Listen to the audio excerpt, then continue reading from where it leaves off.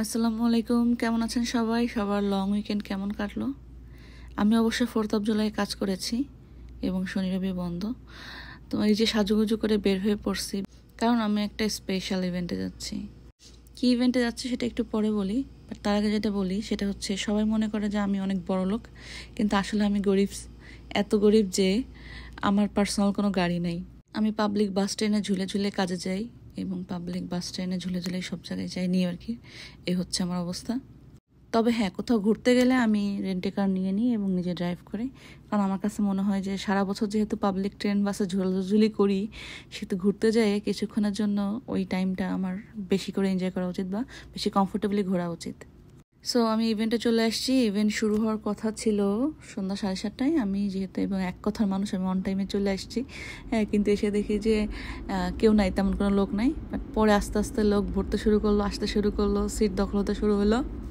এখানে আমার আশেপাশে যারা আছে আমি কাউকে কিন্তু চিনি না। আমি ভিডিও বানাচ্ছি দেখে পিছন থেকে একজন হাই দিচ্ছিল, যাক তাকে রেকর্ড করে নিলাম। তো এবার আসি কিসের ইভেন্ট। আসলে নিউ ইয়র্কে হচ্ছে সামারে ইভেন্ট লেগেই থাকে, কনসার্ট লেগেই থাকে, কিন্তু আমি কখনোই যাই না। তো এবার দেখলাম যেহেতু জেমস আসতেছে, না যেয়ে আর পারলাম না। কনসার্টে অবশ্য আমাদের বাপার অনেক লোকজন ছিল এবং আমাদের সবার একসাথে বসার কথা ছিল, কিন্তু যেহেতু আমি একদম সবার আগে চলে গেছি, আমি অন্য সাইডে বসে পড়ছি এবং ওরা এসে পরে ওদের অ্যাসাইন সিটে বসছে। সেই জন্য পরে আর সিট চেঞ্জ করা হয় নাই। সো বেসিক্যালি আমি পুরো কনসার্টে একাই ছিলাম এবং আমার আশেপাশে সবাই অপরিচিত মানুষজন, কিন্তু তারপরও 1 মিনিটের জন্য বোর হই নাই, কারণ আশেপাশে যারা ছিল তারা খুবই ভদ্র সভ্যভাবে এনজয় করতেছিল এবং মজা করতেছিল পুরো কনসার্টে। আপনাদের এই পর্যায়ে মনে হতে পারে জেমসের কনসার্টে জেমস কই। আসলে কনসার্টে একজন শিল্পী তো গাবে না। জেমস আসার আগে এখানে যারা লোকাল শিল্পী আছে তাদের দিয়ে হচ্ছে কিছুক্ষণ এন্টারটেন করতেছিল। তবে এই আপুটা অনেক ভালো গাইতেছিল, সত্যি কথা, পুরো মঞ্চ মাথায় রাখছিল, যদিও আমি আপুটার নাম জানি না।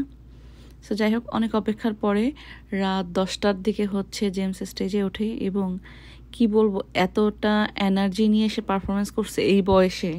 আমি গুগল করে দেখলাম জেমসের বয়স হচ্ছে 60, মানে আমার মায়ের বয়সী। আমার মা তো 5 মিনিট দাঁড়ায়ও কথা বলতে পারবে না, এই অবস্থা।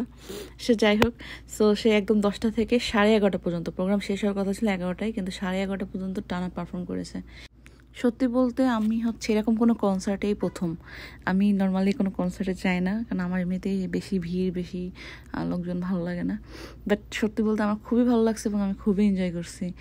মানে ছোটবেলায় গান কি, গানের কথা কি, এগুলো বোঝার আগে থেকেই হচ্ছে জেমসের গান শুনে শুনে বড় হয়েছি। কারণ আমার বড় বোন চালাইতো বাসায় ক্যাসেট, মনে আছে তখন আমাদের প্রথম হচ্ছে ক্যাসেট, পরে সিডি ডিভিডি প্লেয়ার। মানে ওদের গান শুনেই বড় হয়েছি বলা যায় আর কি। সো গানগুলা পুরো মুখস্থ আছে। আমি দেখলাম যে সব পুরোনো গানের এবং সব কথাই আমার মুখস্থ আছে, শুধু সমস্যা হইলো আমার গলায় সুর নাই। সো এনিওয়ে, কনসার্টে গলায় সুর না থাকলেও সমস্যা হয় না, কারণ আমারটা তো আর কেউ শুনতেছে না, আমি নিজে নিজে এনজয় করতেছি, এটাই হচ্ছে বড় কথা। কনসার্টের প্রথম দিকে যখন হচ্ছে জেমস আসতে দেরি করতেছিল স্টেজে, সবাই হচ্ছে খুব মানে ক্রেজি হয়ে গেছিলো। হ্যাঁ, ইভেন ভুয়া ভুয়া বলেও সবাই চিল্লাচ্ছিল। তো জেমস যখনই স্টেজে আসছে সব পুরা ঠান্ডা। আর গান গাওয়া যখনই শুরু করছে, মানে সামনের দিকে সবাই খালি ছিল, হ্যাঁ, পেছনে যারা বসেছিল সবাই চলে আসছে সামনে। এবং টু বি অনেস্ট, আমার মনে হয় কেউ বসে বসে কনসার্ট দেখে নাই, সবাই দাঁড়িয়ে গেছিলো। আর এত মানুষ, যদিও প্রথম দিকে এসি ফিল করতে পারতেছিলাম, মানুষের ভিড়ে পরে আর এসি ফিল করতে পারতেছিলাম না, সবাই ঘামতেছিল। কিছু কিছু তো দেখলাম যে দেখে শার্ট খুলে নাচানাচি শুরু করছে, পোলাপান, দুষ্ট পোলাপান। বাট স্টিল মানে আসলে মোমেন্টটা খুবই মানে স্মরণীয় হয়ে থাকবে আমার জীবনে। কেউ কেউ তো আবার চেয়ারের উপর উঠে দাঁড়াইছে। আবার অনেকে দেখছিলাম যে যারা বাচ্চা নিয়ে আসছে, বাচ্চা ঘাড়ে করে নাচতেছে। মানে খুবই সুন্দর একটা সময় ছিল গতকালকে সন্ধ্যাটা। হয়তো কনসার্টের এটাই হচ্ছে মানে নর্মাল লুক, যে সবাই নাচবে, হইচই করবে বা লাফালাফি করবে। কিন্তু যেহেতু বললাম যে এটা আমার প্রথম কনসার্টে যাওয়া, এই জন্য আমার কাছে সব কিছুই মানে নতুন নতুন লাগতেছিল। বাট তারপরেও খুবই ভালো লাগছে। আমার কাছে মনে হচ্ছে যে সবাই মানে সভ্যভাবেই এন্টারটেইনড হয়েছে আর কি। আমি সুযোগে গলা ছাড়ে কিছুক্ষণ গান গাইছি, কারণ জাজ করার কেউ নাই, শোনারও কেউ নাই, সবাই নাচানাচি করতেছিল। কিন্তু আমার মনে হয় আমার পিছনের ছেলেটা শুনে ফেলাইছে, এই জন্য নাক বসকাচ্ছিল। কি একটা অবস্থা। সো এই ছিল আমার প্রথম দেখা কোনো কনসার্টের অনুভূতি। এবং কনসার্ট শেষে আবার সেই পাবলিক বাসে ট্রেনে করে বাসায় ফিরলাম রাত 12:30টার দিকে।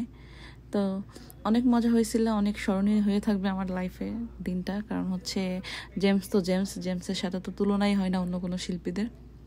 আর আমি সরি যারা হচ্ছে কালকে আমার লাইভের চোটে বিরক্ত হয়েছেন, আমি অনেকবার লাইভে আসছি, কারণ এত পপুলার গানগুলা হচ্ছে গাইতেছিল যে লাইভে না এসে পারতেছিলাম না। অবশ্য এই জেনারেশনের সবাই এই গানের মর্মগুলো বুঝবে না, কারণ আমরা হচ্ছে একদম ছোটবেলা থেকে শুনতে শুনতে বড় হয়েছি, তো এই জন্য আমাদের কাছে গানগুলো হচ্ছে আবেগ আর ভালোবাসা যুক্ত আর কি। সো এই ছিল ভিডিও। ধন্যবাদ সবাইকে ভিডিও দেখার জন্য। ভালো থাকবেন সবাই, দেখা হবে পরবর্তী ভিডিওতে।